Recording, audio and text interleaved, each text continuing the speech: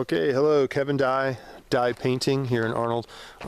We prefer to do all of our stuff via video bid, so that lets me not only keep track of everything on our work order and our bids for my files, but it also lets you see exactly what I see, which I have found really helps be a little more conducive to communication, and that way as well, if there's ever any questions, hey, on the video at 3:35 you said we should do this and so forth. It kind of helps with everything. So for what we do is, when we first get here, first day, we take everything off the building, may it be signs, lights, all of these things that we do not want paint on, and then we trench the building, as in we actually dig down 5 or 6 inches and bring the dirt back so that we have a clear shot to clean and paint.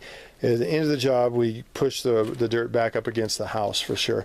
After the cleaning and the trenching and the light removal, then we use our pressure washer. We make sure to stay usually between 28 and 3200 psi. I don't like to chew wood at all. I don't want any marks from the washer. I just want a clean house.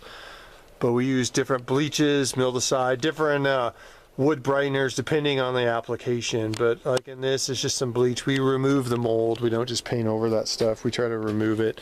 And then we go through, after mold's removed, the house is painted. Stuff like this would actually, I put a light sand on this so that when it is painted, it does not appear as if that was there previously. So after cleaning, mold removal, light removal, all this stuff, then we address caulking or any of the checking issues. So with old houses, basically the cracking is what we call checking. So we basically start and we caulk in everything. We're a full prep-based company, so we caulk in the seams like this. We caulk in all of the windows. We caulk the edges. We do it the old style, the way it should be done. We caulk these all the way up. We caulk this edge after we hammer new nails in it to make sure that it's in. The whole objective for us on this job, or any job, is that we get a 10 to 12 year paint job that really helps seal the property up. Any areas that need sanding, like maybe some of this fascia, we do all the sanding. So it's not a big deal. We do not skimp on prep. So caulked everything. Now any areas that have checking, like I was just mentioning, we use a product called Kel Bond Pro Ultra. It is a heavy duty, kind of a baby bluish, clear wood sealer basically. It's kind of like a glue for painters, and we brush that stuff on, and once that's brushed on, basically what it is it, after it dries, it stops all the checking, it fills the cracks, it's impervious to weather. It's a great product. I use it on pretty much every house. So in a lot of places we'll use it on the fascia where we know, like this house is facing a direction that gets a lot of sun in the afternoon, I'm sure, so we use it for stuff like that.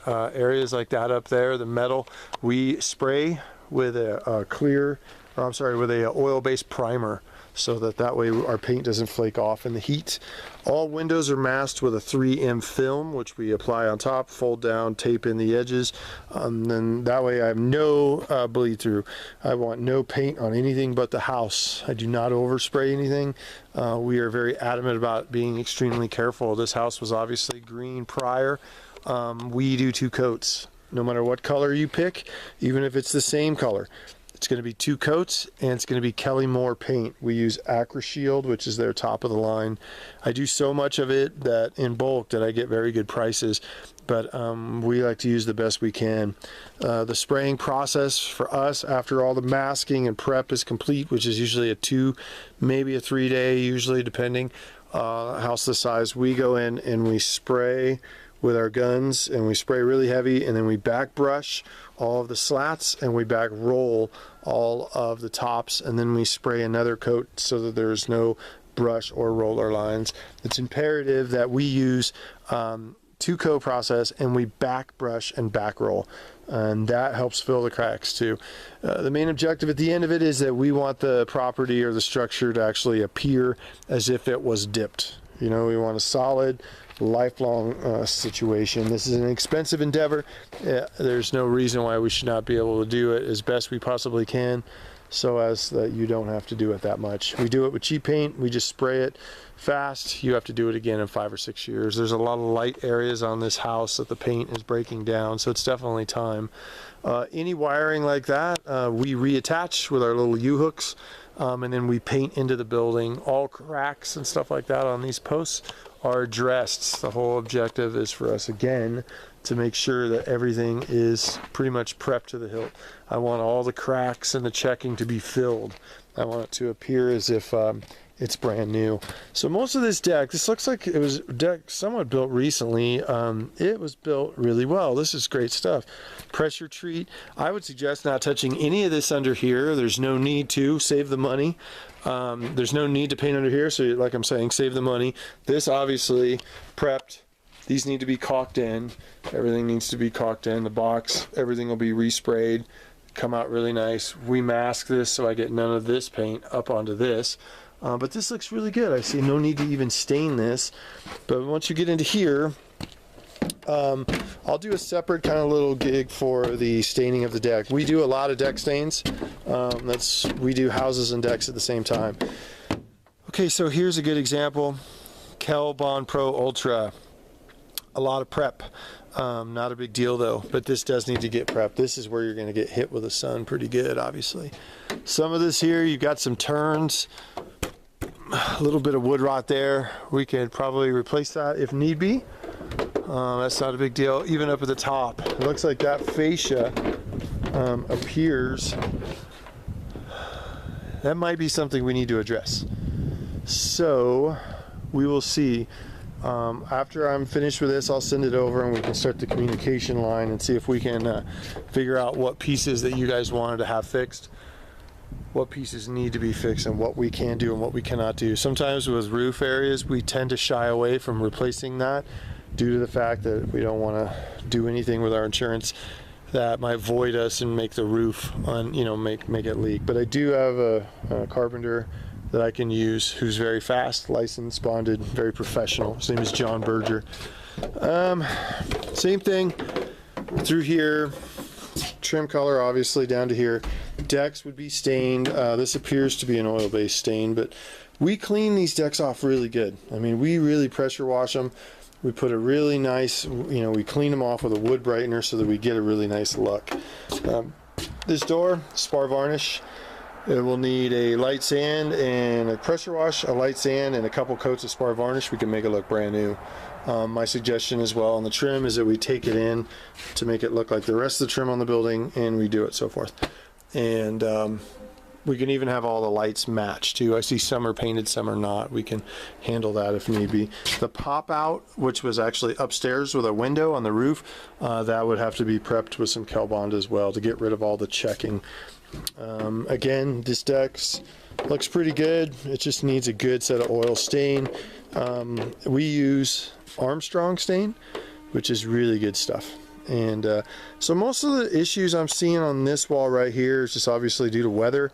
I really think it could be replaced, but I really think that if it's dry, which it's going to be because it hasn't rained or anything and the sun is brutal out here, I really think that we could probably prep that and it would last you 10, 12 years. I mean, we really are good at what we do, and I have a feeling that if I get in and use the proper chemicals, and I also use a lot of like a car Bondo epoxies and stuff like that, we could seal this stuff up where you don't even have to replace any of this stuff. So I'll just leave that in my cost. That's the prep that's in my cost, but it's not a month goes by that we don't get a house that a homeowner says, this wood has to be replaced, and we ended up doing Bondo work and fixing it, and they're like, you can't even tell, and it saves you, it's a fraction of the cost to have us prep it compared to replace some of these beams.